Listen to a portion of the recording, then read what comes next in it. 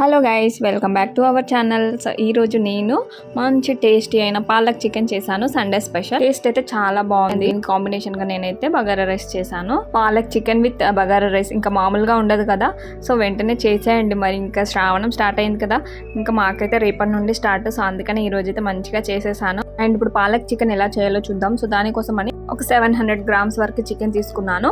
And అందులో salt, అల్లం వెల్లుల్లి పేస్ట్ అండ్ పసుపు, కొంచెం మిరియాల పౌడర్ వేసి ముందుగా మ్యారినేట్ చేసుకున్నాను. మంచిగా కలిపి ఒక హాఫ్ అన్ అవర్ అయితే ముందుగా మ్యారినేట్ చేసుకున్నాను. అండ్ ఇప్పుడైతే ఒక ప్యాన్ పెట్టుకున్నాను స్టవ్ పైన.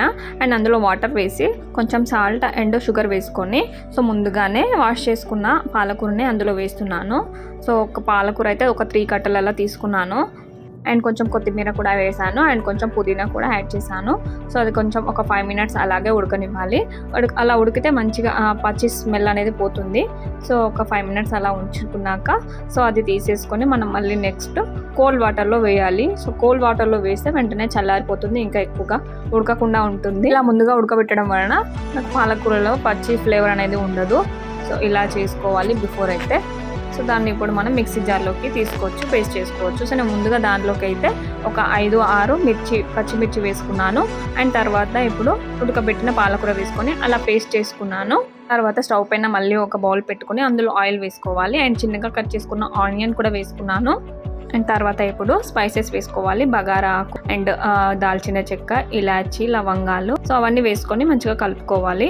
అండ్ కొంచెం అల్లం వెల్లుల్లి పేస్ట్ కూడా వేసాను. ఆల్రెడీ చికెన్లో వేసాను మ్యారినేషన్కి కదా, సో అందుకని ఇప్పుడు కొంచెం తీసుకున్నాను. అండ్ నెక్స్ట్ అయితే ఒక బౌల్ పెరుగు తీసుకోవాలి. సో పెరుగులో కొంచెం కారం అండ్ ధనియా పౌడర్ అండ్ కొంచెం గరం మసాలా వేసుకొని అది మంచిగా కలుపుకోవాలి అలాగా. అండ్ ఒక సైడ్ మనకు ఆనియన్ ఫ్రై అవుతుంది కదా, సో అందులో కొంచెం పసుపు కూడా వేసుకొని మళ్ళీ కలుపుకోవాలి. అండ్ అలా కలుపుకున్న తర్వాత ఇప్పుడు మనము పెరుగులో అవి మిక్స్ చేసుకున్నాం కదా, సో ఆ పేస్ట్ని ఇందులో యాడ్ చేసుకొని కలుపుకోవాలి. సో అది ఒక 3 to 4 minutes అలా ఉడకనివ్వాలి. తర్వాత మనం మ్యారినేషన్ చేసుకున్న చికెన్ అయితే ఇందులో వేసుకోవాలి. చికెన్ వేసుకున్న తర్వాత మంచిగా కలుపుకొని ఒక 7-8 నిమిషాలు మూత పెట్టుకొని ఉడికించుకోవాలి. సో చూడండి, మూత తీస్తే మళ్ళీ మంచిగా ఉడికిపోతుంది కదా. సో ఇప్పుడైతే మనము పాలకూరని పేస్ట్ చేసుకున్నాం కదా, ఆ పేస్ట్ని ఇందులో యాడ్ చేసుకున్నాము. తర్వాత మంచిగా కలుపుకోవాలి.